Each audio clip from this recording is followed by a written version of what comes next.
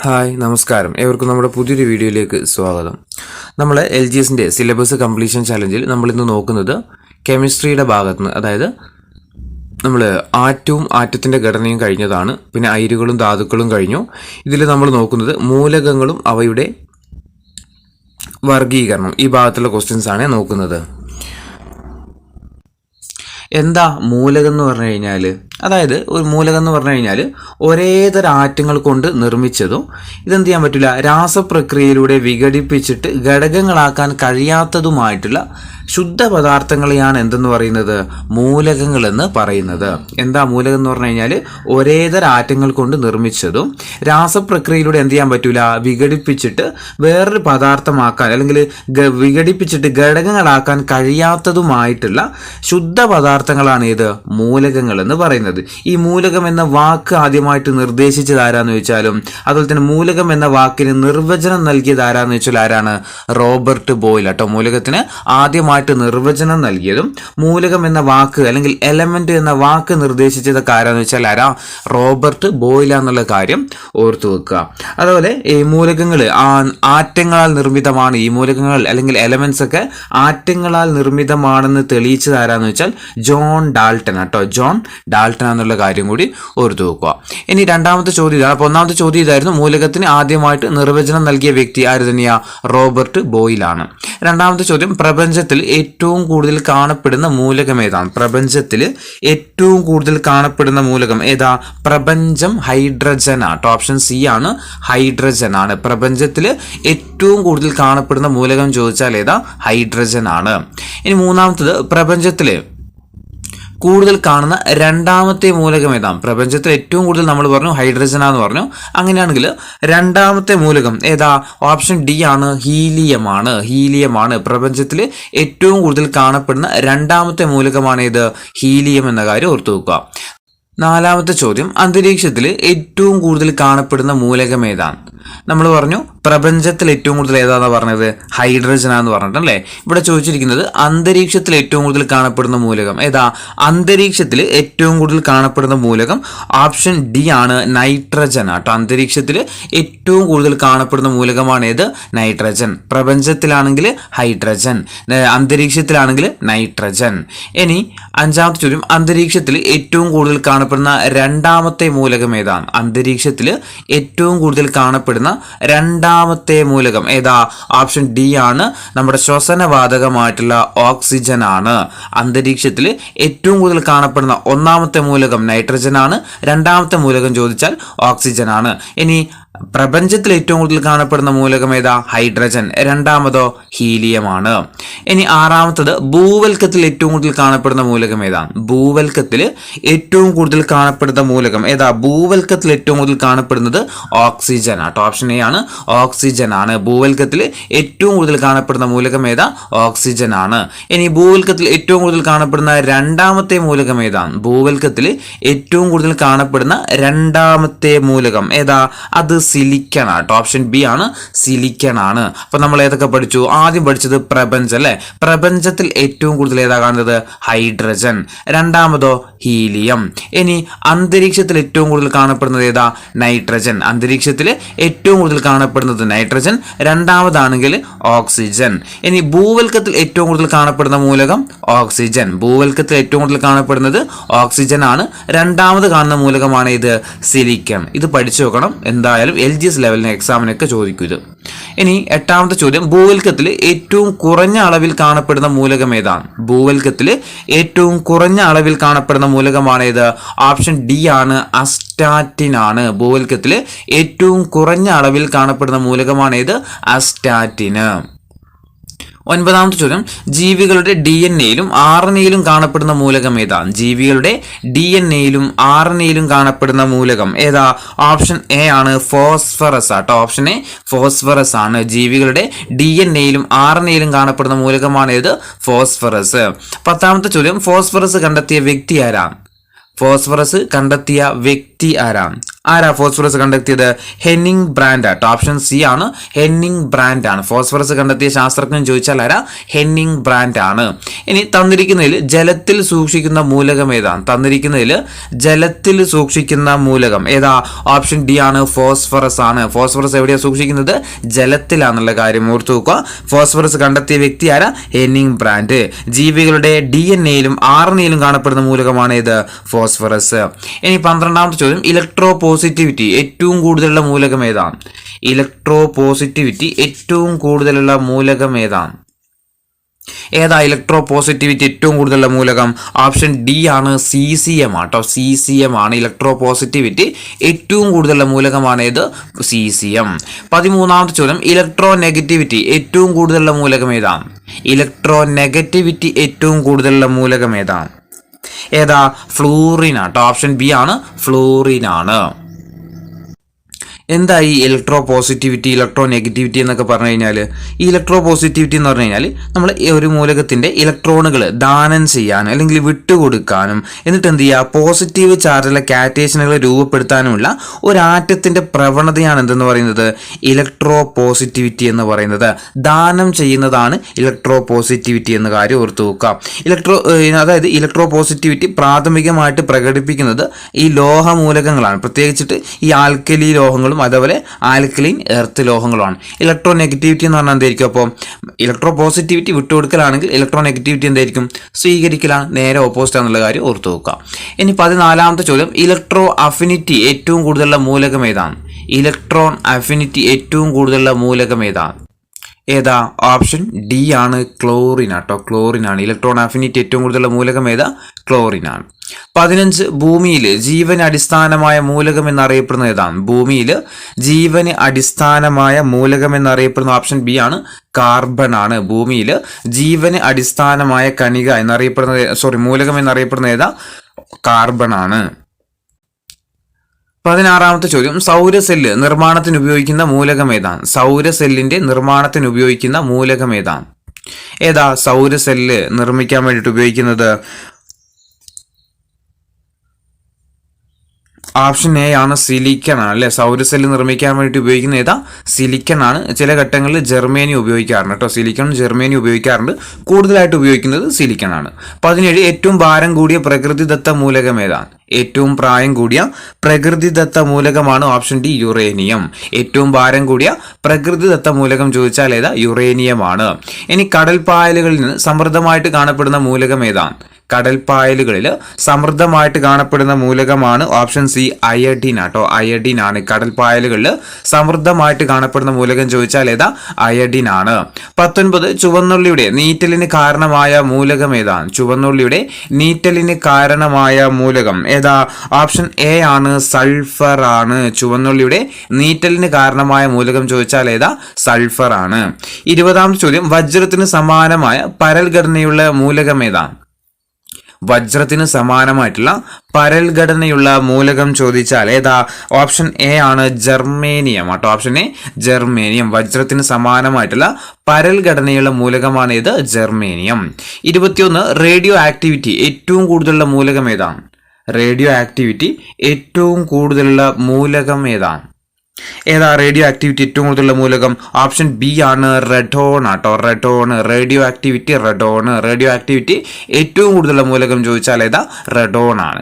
22, നീന്തൽ കുളങ്ങൾ ശുദ്ധീകരിക്കുന്നതിന് വേണ്ടിയിട്ട് അണുനാശിനിയായിട്ട് ഉപയോഗിക്കുന്ന മൂലകം ഏതാണ്?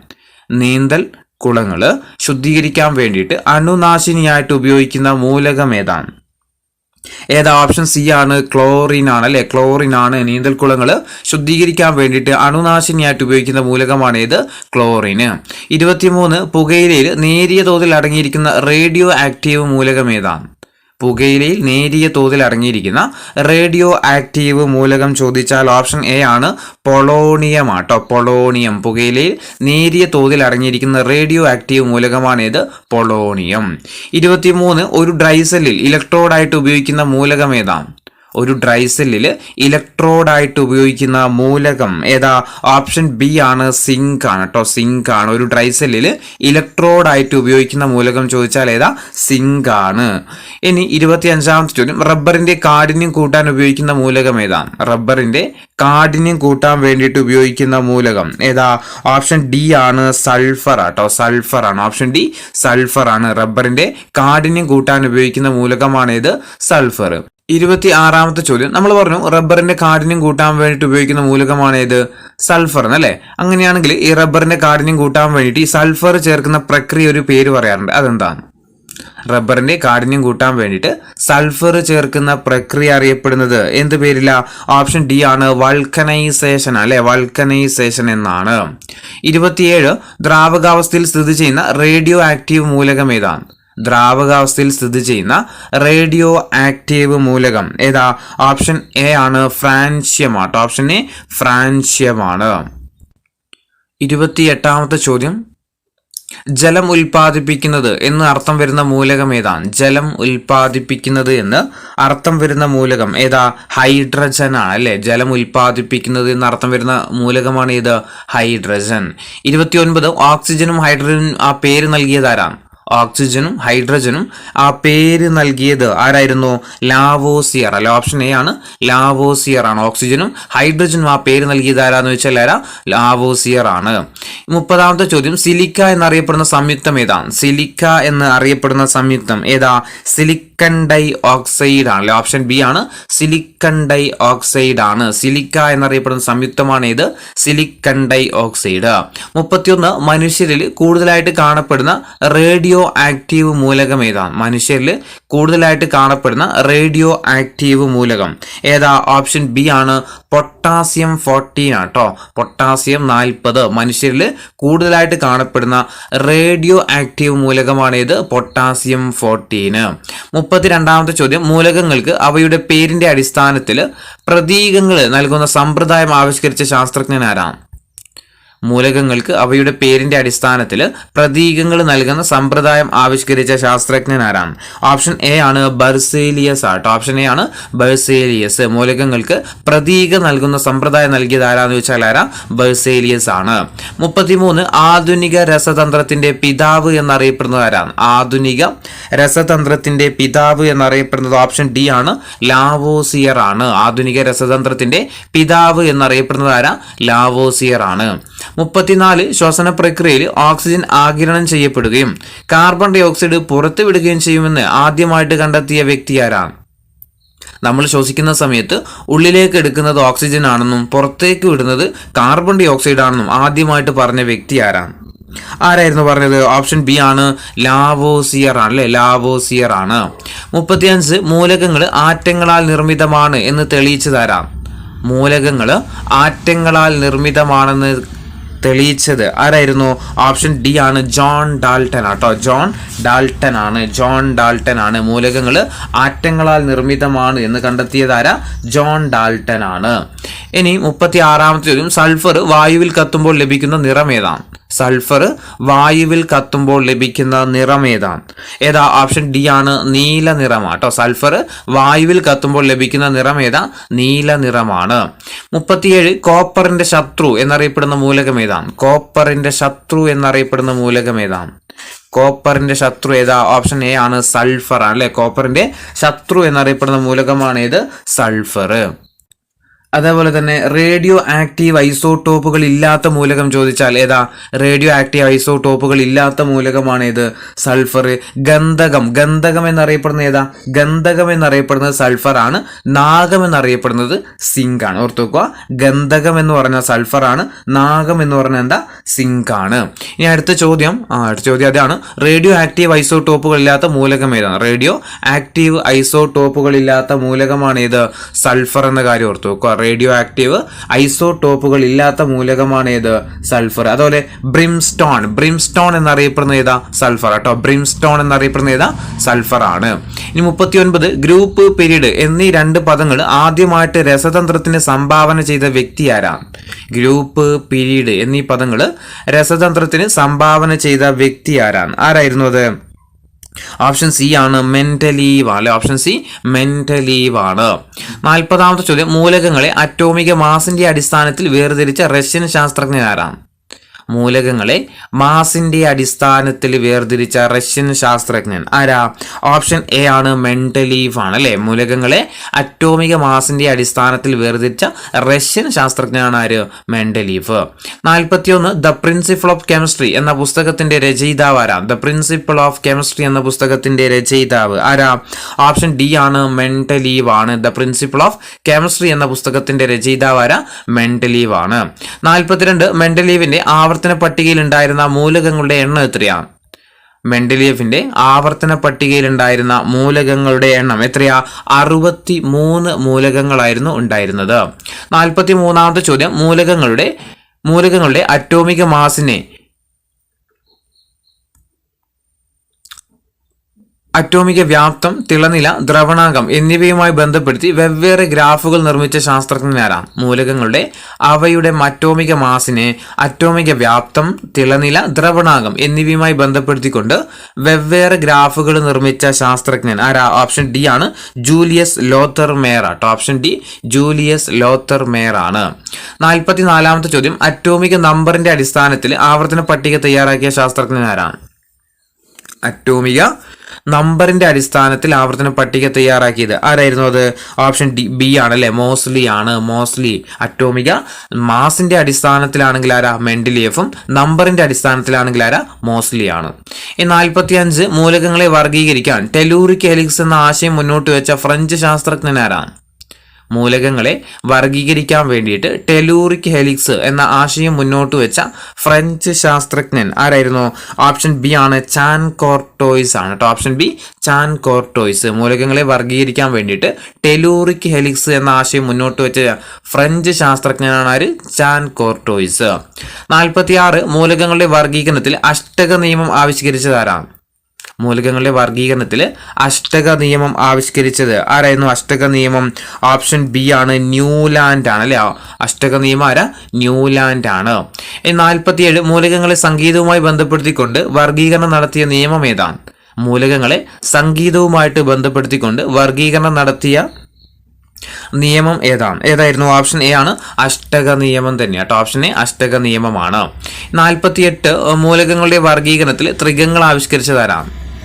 ഈ ക്വസ്റ്റ്യൻ ഒക്കെ ഇന്നലെ നടന്ന നമ്മളെ ലാസ്റ്റ് നടന്ന LDCയുടെ എക്സാമിന് ക്വസ്റ്റ്യൻസിൽ ഉണ്ടായിരുന്നു കേട്ടോ. ഇതൊക്കെ അറ്റോമിക മാസിന്റെ അടിസ്ഥാനത്തിൽ ആവർത്തന പട്ടിക നിർമ്മിച്ചത് ആരാണ്? അതുപോലെ അറ്റോമിക നമ്പറിന്റെ അടിസ്ഥാനത്തിൽ ആരാണ്? അഷ്ടക നിയമം ആരാണ്? ത്രികങ്ങൾ ആരാണ്? ഇതൊക്കെ ക്വസ്റ്റ്യൻ ആയിട്ടുണ്ടായിരുന്നു. ഇവിടെ ചോദിച്ചിരിക്കുന്ന മൂലകങ്ങളുടെ വർഗീകരണത്തിൽ ത്രികങ്ങൾ എന്ന ആശയം ആവിഷ്കരിച്ചത് ആരാ? ഓപ്ഷൻ എ ആണ് ഡൊബറൈനർ ആട്ടോ. ഡൊബറൈനർ ആണ്. 49 ആധുനിക ആവർത്തന പട്ടികയുടെ പിതാവ് എന്നറിയപ്പെടുന്നത് ആരാണ്? ആധുനിക ആവർത്തന പട്ടികയുടെ പിതാവ് എന്നറിയപ്പെടുന്നത് ഓപ്ഷൻ ഡി ആണ് ഹെൻറി മോസ്ലി ആണ്. ആധുനിക ആവർത്തന പട്ടികയുടെ പിതാവ് എന്നറിയപ്പെടുന്ന ആരാ? ഹെൻറി മോസ്ലി ആണ്. 50 ആധുനിക പീരിയോഡിക് നിയമം ആവിഷ്കരിച്ച ശാസ്ത്രജ്ഞൻ ആരാണ്? ആധുനിക പീരിയോഡിക് നിയമം ആവിഷ്കരിച്ച ശാസ്ത്രജ്ഞൻ ആരാ? ഓപ്ഷൻ ബി ആണ് ഹെൻറി മോസ്ലി ആണ് അല്ലെ. ആധുനിക പീരിയോഡിക് നിയമം ആവിഷ്കരിച്ച ശാസ്ത്രജ്ഞൻ ആരാ? ഹെൻറി മോസ്ലി ആണ്. 51ാമത്തെ ചോദ്യം, മൂലകങ്ങൾക്ക് പ്രതീകങ്ങൾ നൽകിയ ശാസ്ത്രജ്ഞൻ ആരാ? നമ്മൾ തൊട്ടേ മുന്നേ പറഞ്ഞിട്ടുണ്ട് ഇതായിരുന്നു. ആരായിരുന്നു അത്? മൂലകങ്ങൾക്ക് പ്രതീകങ്ങൾ നൽകിയ ശാസ്ത്രജ്ഞൻ അത് ബെർസേലിയസ് ആണ് അല്ലെ. ഓപ്ഷൻ എ ആണ് ബെർസേലിയസ് ആണ്. 52 മൂലകത്തിന് ചുറ്റും ഇലക്ട്രോണുകളെ കുത്തുകൾ ഉപയോഗിച്ചുകൊണ്ട് ചിത്രീകരിക്കുന്ന രീതിയെ ആദ്യമായിട്ട് അവലംബിച്ച ശാസ്ത്രജ്ഞൻ ആരാണ്? മൂലകത്തിന് ചുറ്റും ഇലക്ട്രോണുകളെ കുത്തുകൾ ഉപയോഗിച്ചുകൊണ്ട് ചിത്രീകരിക്കുന്ന രീതി ആദ്യമായിട്ട് അവലംബിച്ച ശാസ്ത്രജ്ഞൻ ആരായിരുന്നു അത്? ഓപ്ഷൻ ബി ആണ് ഗിൽബർട്ട് ആൻഡ് ലൂയിസ് ആണ് അല്ലെ. Option B Gilbert and Lewis ആണ്. ഇനി 53ാമത്തെ ചോദ്യം, ആധുനിക ആവർത്തന പട്ടികയിലെ ഗ്രൂപ്പുകളുടെ എണ്ണം എത്രയാ? ഓപ്ഷൻ സി ആണ് 18 ഗ്രൂപ്പുകളാണ് ഉള്ളത് അല്ലെ. 54 ആധുനിക ആവർത്തന പട്ടികയിലെ പീരീഡുകളുടെ എണ്ണം എത്രയാണ്? ഗ്രൂപ്പുകൾ 18 ആണെങ്കിൽ പീരീഡ് എത്ര പീരീഡാണ് ഉള്ളത്? ഓപ്ഷൻ എ ആണ് 7 പീരീഡ് അല്ലെ. 7 പീരീഡ് ആണുള്ളത് അല്ലെ.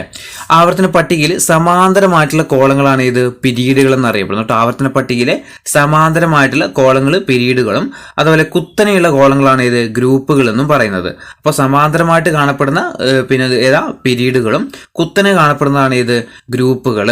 പിന്നെ പീരീഡ് എത്രയാ? 7 പീരീഡ് ഉണ്ട്. അതേപോലെ 18 ഗ്രൂപ്പുകളാണെന്നുള്ളത് ഓർത്തു വെക്കാം. 55-ാമത്തെ ചോദ്യം, ആവർത്തന പട്ടികയിലെ ഏറ്റവും ചെറിയ പീരീഡ് ഏതാണ്? ആവർത്തന പട്ടികയിലെ ഏറ്റവും ചെറിയ പീരീഡ് ഏതാ? ഏറ്റവും ചെറിയ പീരീഡ് ഓപ്ഷൻ ബി ആണ്, ഒന്നാമത്തേതാണ് അല്ലെ. ഏറ്റവും ചെറിയ പീരീഡ് ഏതാ? ഒന്നാമത്തെ പീരീഡ് ആണ്. 56-ാമത്തെ ചോദ്യം, ഒന്നാമത്തെ പീരീഡിലുള്ള മൂലകങ്ങളുടെ എണ്ണം എത്രയാണ്? ഒന്നാമത്തെ പീരീഡിലുള്ള മൂലകങ്ങളുടെ എണ്ണം എത്രയാ? 2 മൂലകങ്ങളാണ് അല്ലെ. ഒന്നാമത്തെ പീരീഡിൽ എത്രയാ? 2 മൂലകങ്ങളാണുള്ളത്. ഇനി 57-ാമത്തെ ചോദ്യം, ലാൻത്തനോയിഡ് ഉൾപ്പെടുന്ന പീരീഡ് ഏതാണ്? ലാൻത്തനോയിഡ് ഉൾപ്പെടുന്ന പീരീഡ് ഏതാണ്? ഏതാ? 6-ാമത്തെ പീരീഡിൽ കേട്ടോ. ലാൻത്തനോയിഡ് ഉൾപ്പെടുന്ന പീരീഡ് ഏതാ? 6-ാമത്തെ പീരീഡിലാണ്. റെയർ എർത്ത് മൂലകങ്ങൾ എന്നറിയപ്പെടുന്ന ഏതാണ്? അടുത്ത ചോദ്യം, റെയർ എർത്ത് മൂലകങ്ങൾ എന്നറിയപ്പെടുന്നത് ഏതാണ്? ഏതാ റെയർ എർത്ത് മൂലകങ്ങൾ എന്നറിയപ്പെടുന്നത്? അതാണ് ലാൻത്തനോയിഡുകൾ. റെയർ എർത്ത് മൂലകങ്ങൾ എന്നറിയപ്പെടുന്നതാണ് ഇത് ലാൻത്തനോയിഡുകൾ. ലാൻത്തനോയിഡുകൾ ഉൾപ്പെടുന്ന പീരീഡ് ആണ് ഇത് 6-ാമത്തെ പീരീഡ്. 59, ആവർത്തന പട്ടികയിൽ അറ്റോമിക നമ്പർ 89 മുതൽ 103 വരെ അറ്റോമിക നമ്പറുള്ള മൂലകങ്ങളെ പറയുന്നത് എന്താണ്? ആവർത്തന പട്ടികയിൽ അറ്റോമിക നമ്പർ 89 മുതൽ 103 വരെ അറ്റോമിക നമ്പറുള്ള മൂലകങ്ങളെ പറയുന്നത് എന്താ പറയുന്നത്? ആക്ടിനോയിഡുകളാട്ടോ. ഓപ്ഷൻ സി ആണ്, ആക്ടിനോയിഡുകളാണ്. ആക്ടിനോയിഡുകൾ എന്നാണ് ഓപ്ഷൻ സി, ആക്ടിനോയിഡുകൾ. ആവർത്തന പട്ടികയിൽ അറ്റോമിക നമ്പർ 89 മുതൽ 103 വരെ അറ്റോമിക നമ്പറിലെ മൂലകങ്ങൾ എന്താ പറയുന്നത്? ആക്ടിനോയിഡുകൾ എന്നാണ്. 60-ാമത്തെ ചോദ്യം, ആവർത്തന പട്ടികയിൽ തോറിയം മുതൽ ലോറൻഷ്യം വരെയുള്ള അന്തസംക്രമണ മൂലകങ്ങളാണ് ഡാഷ്. ആവർത്തന പട്ടികയിൽ തോറിയം മുതൽ ലോറൻഷ്യം വരെയുള്ള അന്തസംക്രമണ മൂലകങ്ങളെ പറയുന്നത് എന്താ? ഓപ്ഷൻ ബി ആണ്, ആക്ടിനോയിഡുകൾ എന്നാണ്. അപ്പോൾ തോറിയം മുതൽ ലോറൻഷ്യം വരെയുള്ള മൂലകങ്ങളെയാണ് എന്തെന്ന് പറയുന്നത്? ആക്ടിനോയിഡുകൾ എന്ന് പറയുന്നത്. 61, നിലവിൽ കണ്ടുപിടിക്കപ്പെട്ട മൂലകങ്ങളുടെ എണ്ണം എത്രയാണ്? നിലവിൽ കണ്ടുപിടിക്കപ്പെട്ട മൂലകങ്ങളുടെ എണ്ണം എത്രയാ? 118 മൂലകങ്ങളാണ് അല്ലെ. നിലവിലുള്ളത് 118 മൂലകങ്ങളാണ്. ഏറ്റവും അവസാനമായിട്ട് കണ്ടുപിടിക്കപ്പെട്ട മൂലകം ചോദിച്ചാൽ ഏതാ? ഓഗനസോൺ കേട്ടോ. ഓഗനസോൺ ആണ് അവസാനമായിട്ട് കണ്ടുപിടിക്കപ്പെട്ട മൂലകം ചോദിച്ചാൽ ഏതാ? ഓഗനസോൺ ആണ്. ടോട്ടൽ എത്രയാ? 118 മൂലകങ്ങളാണ് ഇതുവരെ കണ്ടുപിടിച്ചത്. 62-ാമത്തെ ചോദ്യം, മനുഷ്യനിർമ്മിത കൃത്രിമ മൂലകം ഏതാണ്? തന്നിരിക്കുന്നതിൽ മനുഷ്യനിർമ്മിത കൃത്രിമ മൂലകങ്ങളെ പറയുന്നത് എന്താ? ആക്ടിനോയിഡുകൾ എന്നല്ല അല്ലെ. ആക്ടിനോയിഡുകളാണ്. Option C, ആക്ടിനോയിഡുകളാണ്. മനുഷ്യനിർമ്മിത കൃത്രിമ മൂലകങ്ങളെ പറയുന്നത് എന്താ? ആക്ടിനോയിഡുകൾ എന്നാണ്.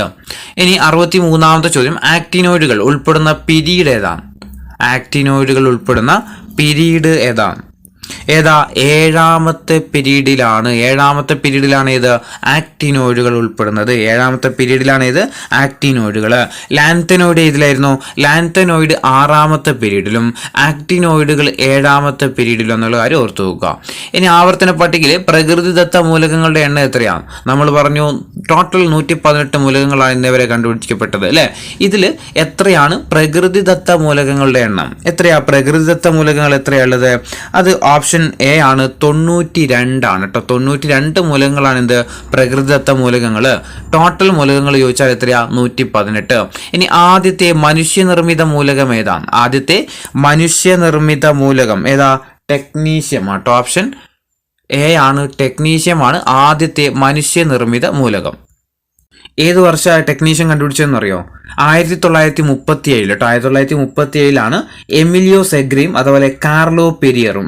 എമിലിയോ സെഗ്രിയും അതുപോലെ കാർലോ പെരിയറുമാണ് 1937 എന്ത് കണ്ടുപിടിക്കുന്നത്? ടെക്നീഷ്യം കണ്ടുപിടിക്കുന്നത്. ആദ്യത്തെ കൃത്രിമ മൂലകമാണ് ഏത്? ടെക്നീഷ്യം എന്ന കാര്യം ഇവിടെ ഓർത്ത് നോക്കുക. ഇനി ഏറ്റവും ഭാരം കൂടിയ പ്രകൃതിദത്ത മൂലകം ഏതാണ്? ഏറ്റവും ഭാരം കൂടിയ പ്രകൃതിദത്ത മൂലകം ഏതാണ്? ഏതാ? യുറേനിയമാണ് അല്ലെ. ഓപ്ഷൻ സി, യുറേനിയമാണ്. അങ്ങനെയാണെങ്കിൽ യുറേനിയത്തിന്റെ അറ്റോമിക നമ്പർ എത്രയാണ്? യുറേനിയത്തിന്റെ അറ്റോമിക നമ്പർ എത്രയായിരിക്കും? 92 ആയിരിക്കും.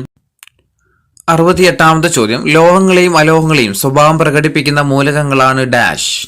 ലോഹങ്ങളുടെയും അലോഹങ്ങളുടെയും സ്വഭാവം പ്രകടിപ്പിക്കുന്ന മൂലകങ്ങളെ എന്താ പറയുന്നത്?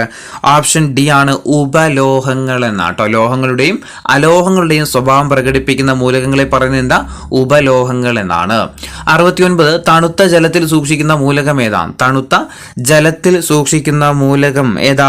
ഓപ്ഷൻ ബി ആണ്, വെളുത്ത ഫോസ്ഫറസ് ആട്ടോ. ഓപ്ഷൻ ബി, വെളുത്ത ഫോസ്ഫറസ്. തണുത്ത ജലത്തിൽ സൂക്ഷിക്കുന്ന മൂലകമാണേത്? വെളുത്ത ഫോസ്ഫറസ്. 70, മെഴുകിൽ പൊതിഞ്ഞു സൂക്ഷിക്കുന്ന ലോഹം ഏതാണ്? മെഴുകിൽ പൊതിഞ്ഞു സൂക്ഷിക്കുന്ന ലോഹം ഏതാണ്? ഏതാ? ഓപ്ഷൻ ബി ആണ്, ലിഥിയമാണ് കേട്ടോ. ലിഥിയമാണ്. മെഴുകിൽ പൊതിഞ്ഞു സൂക്ഷിക്കുന്ന ലോഹമാണ് ഏത്? ലിഥിയം. തണുത്ത ജലത്തിലാണെങ്കിൽ ഏതാ? തണുത്ത ജലത്തിലാണെങ്കിൽ വെളുത്ത ഫോസ്ഫറസ്, മെഴുകിലാണെങ്കിലോ ലിഥിയം. ഇനി അങ്ങനെ അടുത്തത് മണ്ണെണ്ണയിൽ സൂക്ഷിക്കുന്ന മൂലകം ഏതാ? മണ്ണെണ്ണയിൽ സൂക്ഷിക്കുന്ന മൂലകം ഏതാ? സോഡിയം ആട്ടോ. സോഡിയമാണ്. മണ്ണെണ്ണയിൽ സൂക്ഷിക്കുന്ന ലോഹം ഏതാ? സോഡിയം.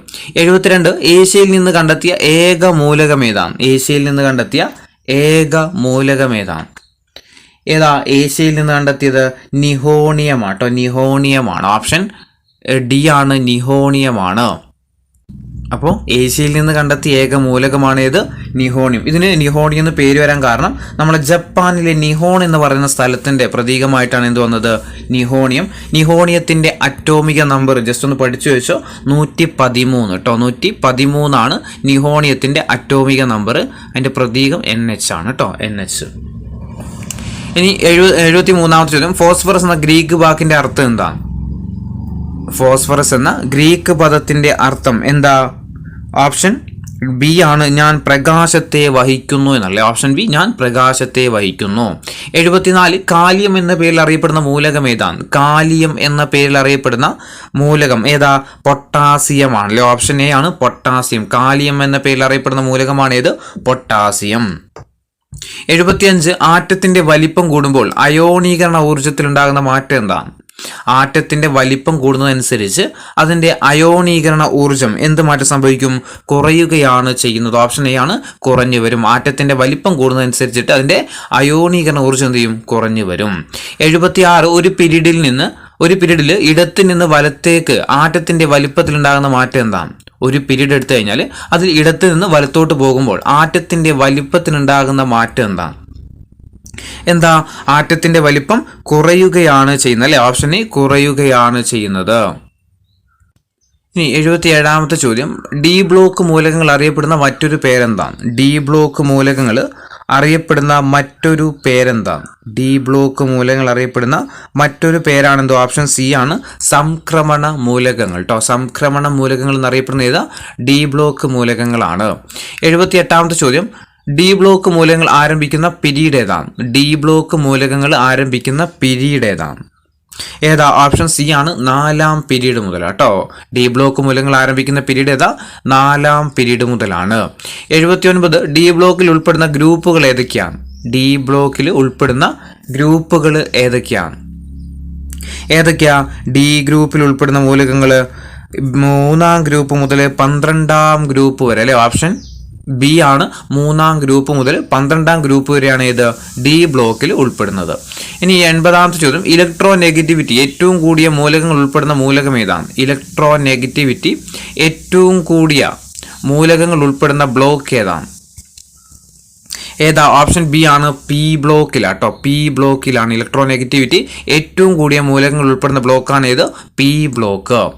81ാമത്തെ ചോദ്യം, പി സബ്ഷെല്ലിൽ കാണപ്പെടുന്ന ഇലക്ട്രോണുകളുടെ എണ്ണം എത്രയാണ്? പി സബ്ഷെല്ലിൽ കാണപ്പെടുന്ന ഇലക്ട്രോണുകളുടെ എണ്ണം എത്രയാണ്? ആയിരിക്കും. ഓപ്ഷൻ ഡി ആണ്, 1 മുതൽ 6 വരെ അല്ലെ. 1 മുതൽ 6 വരെ ആയിരിക്കും. രണ്ടാമത്തെ ചോദ്യം, 2ാം ഗ്രൂപ്പ് മൂലകങ്ങളുടെ ഓക്സീകരണാവസ്ഥ എത്രയാണ്? 2ാം ഗ്രൂപ്പ് മൂലകങ്ങളുടെ ഓക്സീകരണാവസ്ഥ എത്രയാ? ഓപ്ഷൻ ഡി ആണ്, +2 ആട്ടോ. +2 ആണ്. 2ാം ഗ്രൂപ്പ് മൂലകങ്ങളുടെ ഓക്സീകരണാവസ്ഥ എത്രയാ? +2 ആണ്. 83 2ാം ഗ്രൂപ്പ് മൂലകങ്ങളുടെ സംയോജകത എത്രയാണ്? 2ാം ഗ്രൂപ്പ് മൂലകങ്ങളുടെ സംയോജകത എത്രയാണ്? ഓപ്ഷൻ സി ആണ്, 2 ആണ്. 2ാം ഗ്രൂപ്പ് മൂലകങ്ങളുടെ സംയോജകത എത്രയാ? 2 ആണ്. 84 പി ബ്ലോക്കിൽ ഉൾപ്പെടുന്ന ഗ്രൂപ്പുകൾ ഏതൊക്കെയാണ്? പി ബ്ലോക്കിൽ ഉൾപ്പെടുന്ന ഗ്രൂപ്പുകൾ ഏതൊക്കെയാണ്?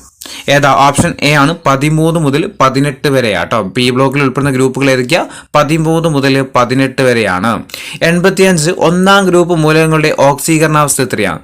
1ാം ഗ്രൂപ്പ് മൂലകങ്ങളുടെ ഓക്സീകരണാവസ്ഥ എത്രയാണ്? ഓപ്ഷൻ ഡി ആണ്, +1 ആണ് അല്ലെങ്കിൽ +1 ആണ്. 1ാം ഗ്രൂപ്പ് മൂലകങ്ങളുടെ ഓക്സീകരണാവസ്ഥ എത്രയാ? +1 ആണ്. 86 2ാം ഗ്രൂപ്പ് മൂലകങ്ങൾ രാസപ്രവർത്തനങ്ങളിൽ വിട്ടുകൊടുക്കുന്ന ഇലക്ട്രോണുകളുടെ എണ്ണം എത്രയാണ്? രണ്ടാം ഗ്രൂപ്പ് മൂലകങ്ങൾ രാസപ്രവർത്തനങ്ങളിൽ വിട്ടുകൊടുക്കുന്ന ഇലക്ട്രോണുകളുടെ എണ്ണം എത്രയാ? ഓപ്ഷൻ സി ആണ്, 2 എണ്ണമാണ്. രണ്ടാം ഗ്രൂപ്പ് മൂലകങ്ങൾ രാസപ്രവർത്തനങ്ങളിൽ വിട്ടുകൊടുക്കുന്ന ഇലക്ട്രോണുകളുടെ എണ്ണം എത്രയാ? 2 ആണ്. 87 ഒന്നാം ഗ്രൂപ്പ് മൂലകങ്ങൾ രാസപ്രവർത്തനങ്ങളിൽ വിട്ടുകൊടുക്കുന്ന ഇലക്ട്രോണുകളുടെ എണ്ണം എത്രയായിരിക്കും? 1 തന്നെയാട്ടോ, 1 ആണ്. ഒന്നാം ഗ്രൂപ്പ് മൂലകങ്ങൾ രാസപ്രവർത്തനങ്ങളിൽ വിട്ടുകൊടുക്കുന്ന ഇലക്ട്രോണുകളുടെ എണ്ണം എത്രയാ? 1 ആണ്. 88 ഒന്നാം ഗ്രൂപ്പ് മൂലകങ്ങളുടെ സംയോജകത എത്രയാണ്? ഒന്നാം ഗ്രൂപ്പ് മൂലകങ്ങളുടെ സംയോജകത എത്രയാ? 1 തന്നെയാണ്. ഒന്നാം ഗ്രൂപ്പ് മൂലകങ്ങളുടെ സംയോജകത എത്രയാ? 1 ആണ്.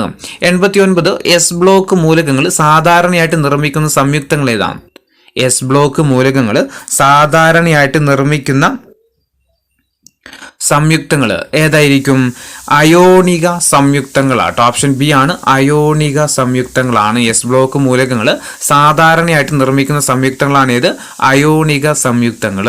90 എസ് ബ്ലോക്ക് മൂലകങ്ങളുടെ ഓക്സൈഡുകളും ഹൈഡ്രോക്സൈഡുകളും കാണിക്കുന്ന സ്വഭാവം ഏതാണ്? എസ് ബ്ലോക്ക് മൂലകങ്ങളുടെ ഓക്സൈഡുകളും ഹൈഡ്രോക്സൈഡുകളും കാണിക്കുന്ന സ്വഭാവം ഏതാണ്? ഏതാ? ബേസിക് സ്വഭാവമാണ്. ഓപ്ഷൻ ഡി ആണ്, ബേസിക് സ്വഭാവമാണ്. എസ് ബ്ലോക്ക് മൂലകങ്ങളുടെ ഓക്സൈഡുകളും ഹൈഡ്രോക്സൈഡുകളും കാണിക്കുന്ന സ്വഭാവം ഏതാ? ബേസിക് സ്വഭാവമാണ്. ഇനി 91ാമത്തെ ചോദ്യം, പീരിയോഡിക് ടേബിളിലെ ഏത് ബ്ലോക്കിലാണ് ആൽക്കലി ലോഹങ്ങളും അതുപോലെ ആൽക്കലൈൻ എർത്ത് ലോഹങ്ങളും ഉൾപ്പെടുന്നത്? പീരിയോഡിക് ടേബിളിലെ ഏത് ബ്ലോക്കിലാണ് ആൽക്കലി ലോഹങ്ങളും അതുപോലെ ആൽക്കലൈൻ എർത്ത് ലോഹങ്ങളും ഉൾപ്പെടുന്നത്? ഏതിലാ? എസ് ബ്ലോക്കിലാട്ടോ. ഓപ്ഷൻ ഡി ആണ്, എസ് ബ്ലോക്കിലാണ്. പീരിയോഡിക് ടേബിളിലെ ഏത് ബ്ലോക്കിലാണ് ആൽക്കലി ലോഹങ്ങളും അതുപോലെ ആൽക്കലി എർത്ത് ലോഹങ്ങളും കാണപ്പെടുന്നത് ചോദിച്ചാൽ ഏതാ? എസ് ബ്ലോക്കിലാണ്. 92 എല്ലാ ഷെല്ലുകളിലുമുള്ള പൊതുവായ സബ്ഷെൽ ഏതാണ്? എല്ലാ ഷെല്ലിലുമുള്ള പൊതുവായിട്ടുള്ള സബ്ഷെല്ല് ഏതാ? എസ് സബ്ഷെല്ലാട്ടോ. ഓപ്ഷൻ സി ആണ്, എസ് സബ്ഷെല്ലാണ്. 93 പി സബ്ഷെല്ലിന്റെ ആകൃതി എന്താണ്? പി സബ്ഷെല്ലിന്റെ ആകൃതി എന്താണ്? എന്താ? ഓപ്ഷൻ സി ആണ്, ഡംബൽ ആണ് കേട്ടോ. പി സബ്ഷെല്ലിന്റെ ആകൃതി ഏതാ? ഡംബൽ ആകൃതിയാണ്. 94ാമത്തെ ചോദ്യം, എസ് സബ്ഷെല്ലിന്റെ ഓർബിറ്റലിന്റെ ആകൃതി എന്താണ്? എഫ് സബ്ഷെല്ലിലെ ഓർബിറ്റലിന്റെ ആകൃതി എന്താണ്? ഏതാ? ഗോളാകൃതി ആട്ടോ. ഓപ്ഷൻ എ ആണ്, ഗോളാകൃതിയാണ്. 95ാമത്തെ ചോദ്യം, ഒരു ഓർബിറ്റിൽ ഉൾക്കൊള്ളാവുന്ന പരമാവധി ഇലക്ട്രോണുകളുടെ എണ്ണം എത്രയാണ്? ഒരു ഓർബിറ്റിൽ ഉൾക്കൊള്ളാവുന്ന പരമാവധി ഇലക്ട്രോണുകളുടെ എണ്ണം എത്രയാ? ഓപ്ഷൻ ബി ആണ്, 2 എണ്ണമാണ്. ഒരു ഓർബിറ്റിൽ ഉൾക്കൊള്ളാവുന്ന പരമാവധി ഇലക്ട്രോണുകളുടെ എണ്ണം എത്രയാ? 2 ആണ്. 96ാമത്തെ ചോദ്യം, ഉപ ഊർജ നിലകളിൽ ഇലക്ട്രോണുകൾ കാണപ്പെടാൻ സാധ്യത കൂടിയ മേഖലകൾ അറിയപ്പെടുന്നത് ഏത് പേരിലാണ്? ഉപ ഊർജ നിലകളിൽ ഇലക്ട്രോണുകൾ കാണപ്പെടാൻ സാധ്യത കൂടിയ മേഖലകൾ അറിയപ്പെടുന്നത് ഏത് പേരിലാണ്? ഓപ്ഷൻ സി ആണ്, ഓർബിറ്റലുകൾ എന്ന പേരിലാണ് കേട്ടോ. ഉപ ഊർജ നിലകളിൽ ഇലക്ട്രോണുകൾ കാണപ്പെടാൻ സാധ്യത കൂടിയ മേഖലകൾ അറിയപ്പെടുന്ന ഏത് പേരിലാണ്? ഓർബിറ്റലുകൾ എന്ന പേരിലാണ്. 97 ആധുനിക സിദ്ധാന്ത പ്രകാരം ന്യൂക്ലിയസിന് ചുറ്റും ഇലക്ട്രോണുകൾ സഞ്ചരിക്കുന്നത് എങ്ങനെയാണ്? ആധുനിക സിദ്ധാന്ത പ്രകാരം ന്യൂക്ലിയസിന് ചുറ്റും ഇലക്ട്രോണുകൾ സഞ്ചരിക്കുന്നത് എങ്ങനെയാ? ഇലക്ട്രോണുകൾ സഞ്ചരിക്കുന്നത് ഓപ്ഷൻ ബി ആണ്, ത്രിമാന മേഖലയിലാട്ടോ. ഓപ്ഷൻ ബി, ത്രിമാന മേഖലയിലാണ്. 98 പ്രധാന ഊർജ നിലകളിൽ തന്നെയുള്ള ഉപ ഊർജ നിലകൾ അറിയപ്പെടുന്നത് ഏത് പേരിലാണ്? പ്രധാന ഊർജ നിലകളിൽ തന്നെയുള്ള ഉപ ഊർജ നിലകൾ അറിയപ്പെടുന്നത് ഏത് പേരിലാ? ഓപ്ഷൻ സി ആണ്, സബ്ഷെല്ലുകൾ എന്ന പേരിലാണ് അല്ലെ, സബ്ഷെല്ലുകൾ. 99 ന്യൂക്ലിയസിൽ നിന്ന് അകലം കൂടുന്നതനുസരിച്ച് ന്യൂക്ലിയസും ഇലക്ട്രോണുകളും തമ്മിലുള്ള ആകർഷണ ബലത്തിലുണ്ടാകുന്ന മാറ്റം എന്താണ്? ന്യൂക്ലിയസിൽ നിന്ന് അകലം കൂടുന്നതനുസരിച്ച് ന്യൂക്ലിയസും ഇലക്ട്രോണുകളും തമ്മിലുള്ള ആകർഷണ ബലം എന്താ ചെയ്യുന്നത്? കുറയുകയാണ് ചെയ്യുന്നത്. 100ാമത്തെ ചോദ്യം, ന്യൂക്ലിയസിൽ നിന്ന് അകലം കൂടുന്നതനുസരിച്ച് ഷെല്ലുകളിലെ ഇലക്ട്രോണുകളുടെ ഊർജ്ജത്തിലുണ്ടാകുന്ന മാറ്റം എന്താണ്? ന്യൂക്ലിയസിൽ നിന്ന് അകലം കൂടുന്നതനുസരിച്ച് ഷെല്ലുകളിലെ ഇലക്ട്രോണുകളുടെ ഊർജം എന്താ ചെയ്യുന്നത്? കൂടി വരികയാണ് ചെയ്യുക അല്ലെ. ഓപ്ഷൻ എ ആണ്, കൂടി വരികയാണ് ചെയ്യുന്നത്.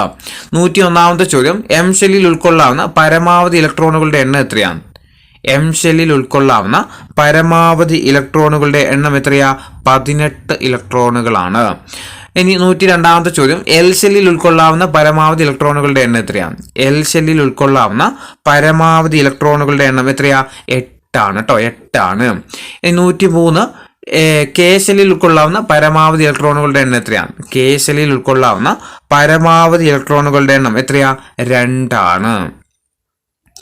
104 മനുഷ്യനിർമ്മിത മൂലകങ്ങൾ അറിയപ്പെടുന്നത് ഏത് പേരിലാണ്? മനുഷ്യനിർമ്മിത മൂലകങ്ങൾ അറിയപ്പെടുന്നത് ഏത് പേരിലായിരുന്നു? ട്രാൻസ്യൂറാനിക് അല്ലെ, ഓപ്ഷൻ സി ആണ്, ട്രാൻസ്യൂറാനിക്സ് എന്ന പേരിലാണ്. 105 ഒരു ആറ്റത്തിന്റെ ന്യൂക്ലിയസിന് ചുറ്റുമുള്ള ഇലക്ട്രോണുകളുടെ സഞ്ചാരപാത ഏത് പേരിൽ അറിയപ്പെടുന്നത്? ഒരു ആറ്റത്തിന്റെ ന്യൂക്ലിയസിന് ചുറ്റുമുള്ള ഇലക്ട്രോണുകളുടെ സഞ്ചാരപാത ഏത് പേരിൽ അറിയപ്പെടുന്നത്? ഓർബിറ്റ് അല്ലെ, ഓപ്ഷൻ ബി ആണ്, ഓർബിറ്റ് എന്ന പേരിലാണ്. ഇനി 106ാമത്തെ ചോദ്യം, ഒരു ഓർബിറ്റിൽ ഉൾക്കൊള്ളുന്ന പരമാവധി ഇലക്ട്രോണുകളുടെ എണ്ണം എത്രയാണ്?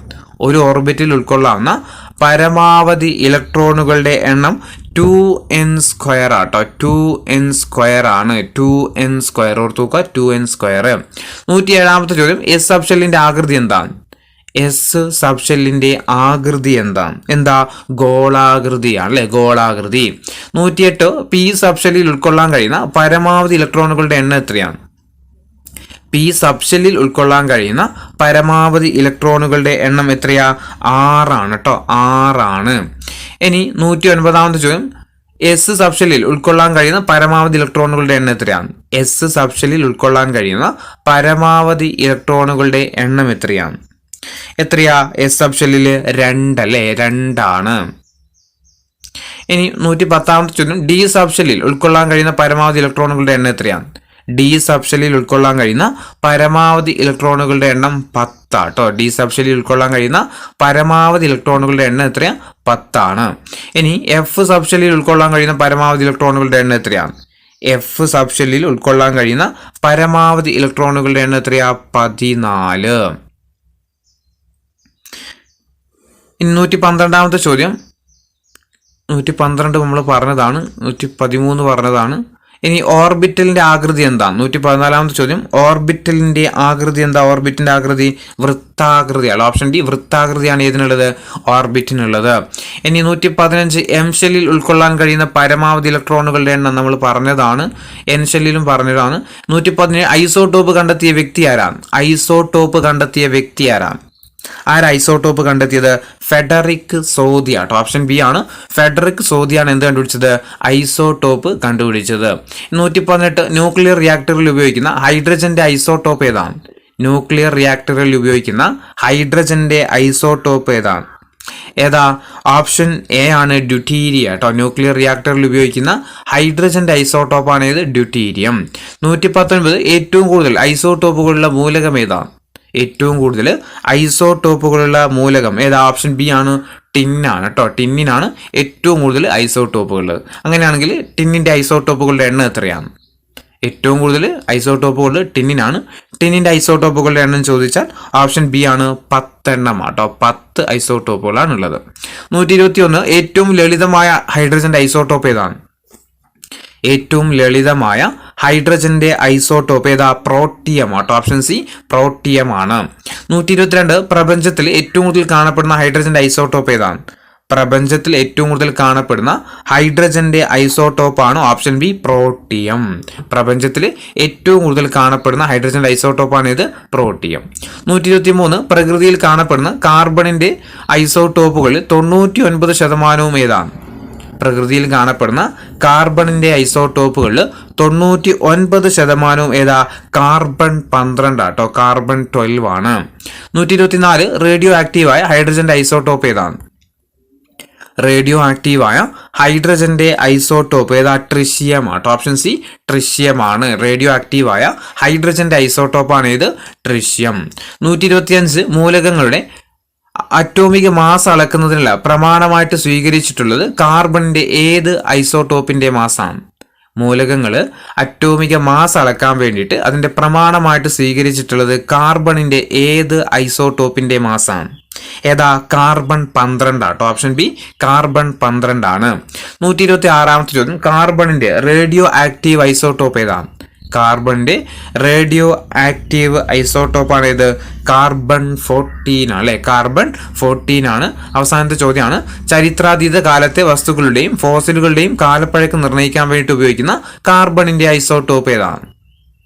ചരിത്രാതീത കാലത്തെ വസ്തുക്കളുടെയും ഫോസിലുകളുടെയും കാലപ്പഴക്കം നിർണ്ണയിക്കാൻ വേണ്ടിയിട്ട് ഉപയോഗിക്കുന്ന കാർബണിന്റെ ഐസോടോപ്പാണ് ഇത്? കാർബൺ 14 അല്ലെ, കാർബൺ 14 ആണ്.